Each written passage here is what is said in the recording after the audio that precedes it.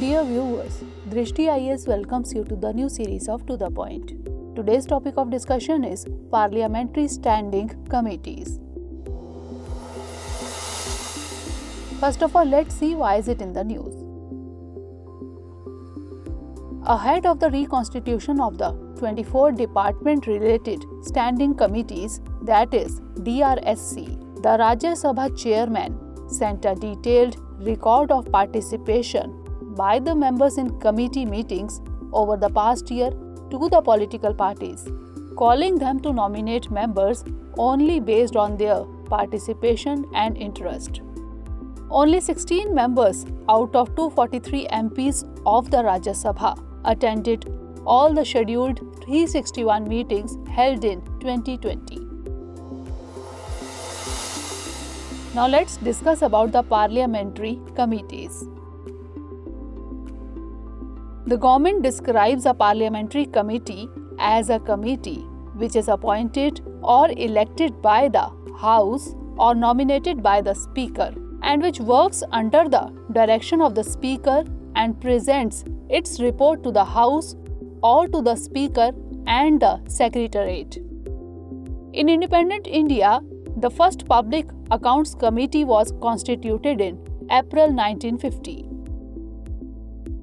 Constitutional provisions are parliamentary committees draw their authority from Article 105 on privileges of Parliament members and Article 118 on Parliament's authority to make rules for regulating its procedure and conduct of business.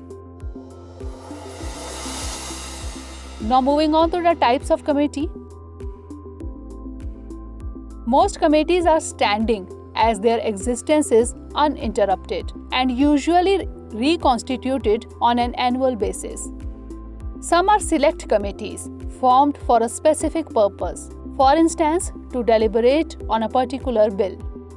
In 1993, 17 departmentally related standing committees or DRSCs, later increased to 24, were constituted in the Parliament.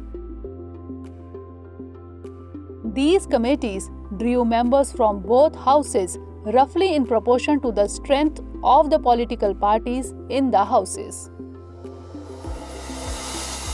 Now moving on to the significance of parliamentary committee system. Interministerial coordination. They are envisaged to be the face of parliament in a set of interrelated departments and ministries. Instrument for detailed scrutiny. Committee reports are usually exhaustive and provide authentic information on matters related to governance. Bills that are referred to committees are returned to the House with significant value addition. Besides the standing committees, the Houses of Parliament set up ad hoc committees to inquire and report on specific subjects that are assigned the task of studying a bill closely and reporting back to the House. Now lastly, acting as mini parliament. These committees are smaller units of MPs from both houses across political parties and they function throughout the year. Also, parliamentary committees are not bound by the populistic demands that generally act as hindrance in working of parliament. As committee meetings are closed door and members are not bound by party whips, the parliamentary committee works on the ethos of debates and discussions. Moving on to the question for today. Consider the following statements.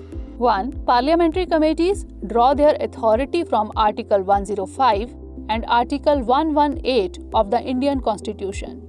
2. In independent India, the first Public Accounts Committee was constituted in April 1950. Which of the above statement or statements is or are correct? A. 1 only, B. 2 only, C. both 1 and 2, or D. neither 1 nor 2. Send the answer of this question in the comment section. Stay tuned for the next episode. Thanks for watching. Have a great day.